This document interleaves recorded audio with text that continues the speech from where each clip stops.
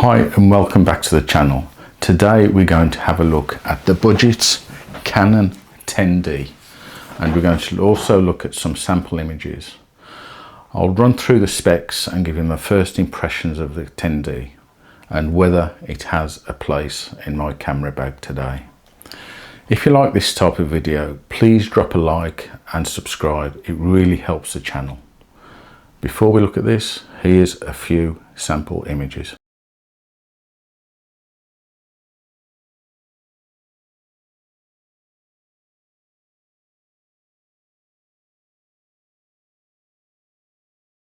So the Canon 10D was launched in 2003, replacing the D60, and that was at the time when Nikon were getting their knickers in a twist over Canon's nomenclature. So they moved the D to the end of the numbers, so it's 10D.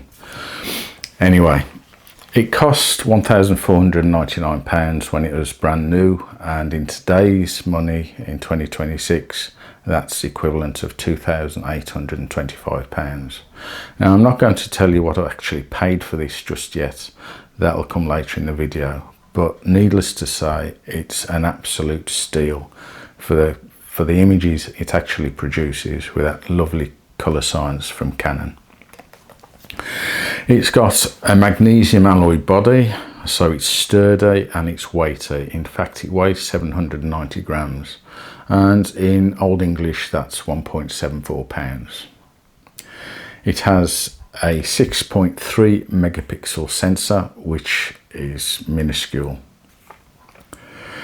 It has 7-point autofocus, but it goes across the sensor, and there's no upper and lower detection points. It's at 3 frames per second, which is not too bad for the day, I guess. And it has a shutter speed going from 30 seconds down to 1/4000th of a second, which is not too bad, is it? The ISO ranges from 100 to 1600 and up to 3200 in an extra mode.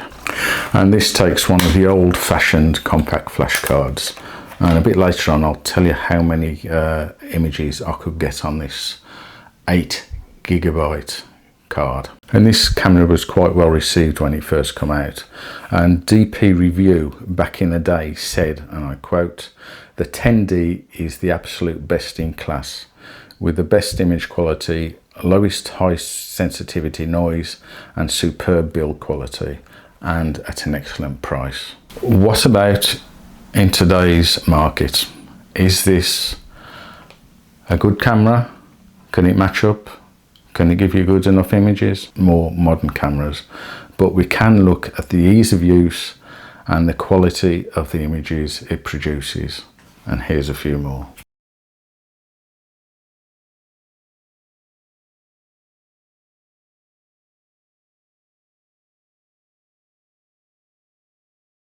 Now, although this isn't going to be an in-depth review of the camera, and please let me know in the comments if you'd like to see that, I'll summarise my first impressions of shooting a roll of digital images, because it does feel like my old film Canon EOS 1. And yeah, it's got that feel about it. In weight, it's chunky, as I've already said, and heavy in the hand, but not in a not unnice way. It feels secure, and you really need a neck strap for this. I would personally use a wrist strap and carry it around with me like that, but that's personal preference. The focusing is pretty good, not up to modern day standards in its rapidity, but it also hunts a little bit at times. It's easy to use, and I generally use it in aperture priority, which is my go-to really, and I let the camera choose the shutter speed, changing the ISO if I need to. So with the 8GB card I've got in here, it's good for storing, now listen to this, 1300 raw images or 3000 JPEGs. And you can probably shoot, depends on how you shoot and how many images you want to take, but this will last me a good couple of weeks, if not more. And it also has a pop-up flash if I turn it on, and it doesn't work unless you turn it on. And here we go, it's still not working.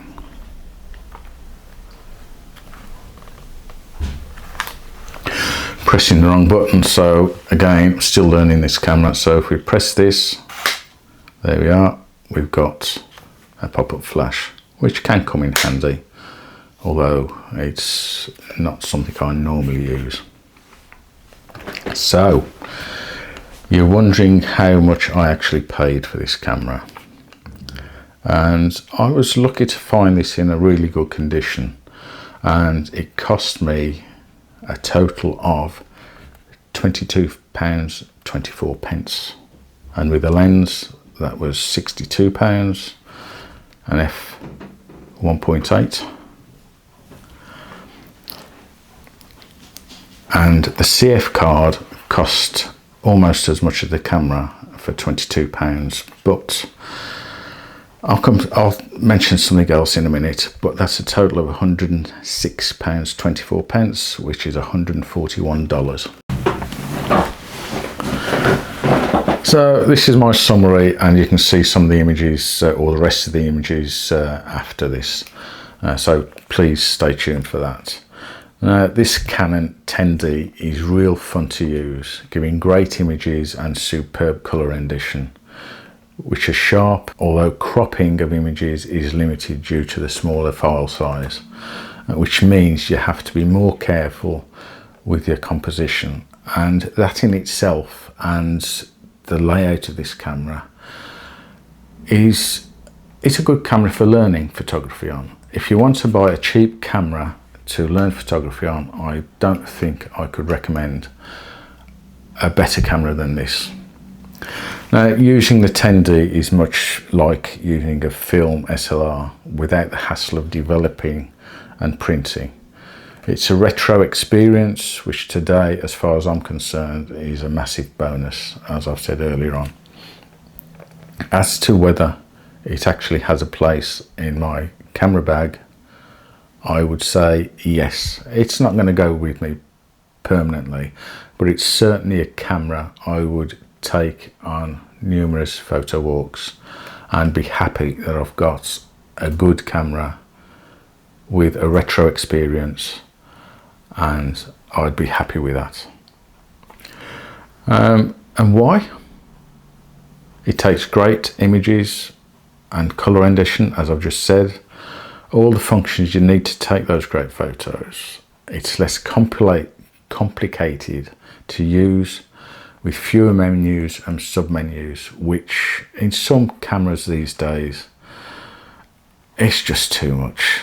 And for someone who's getting on in years, this is more enjoyable to me. Although I do have some more modern cameras, which I do enjoy using as well.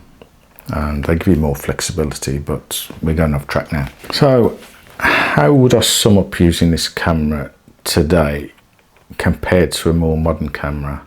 And it's like, I suppose, let's say moving from the hustle and bustle of the city to a more sedate village style of living. It makes you slow down, and we all need that, don't we? Here's more images, and thanks for watching. There'll be lots more coming on these retro cameras, film, vintage, and more modern cameras. So please stay tuned to that, and as I said, put a like and a comment. Thanks. Here's those images.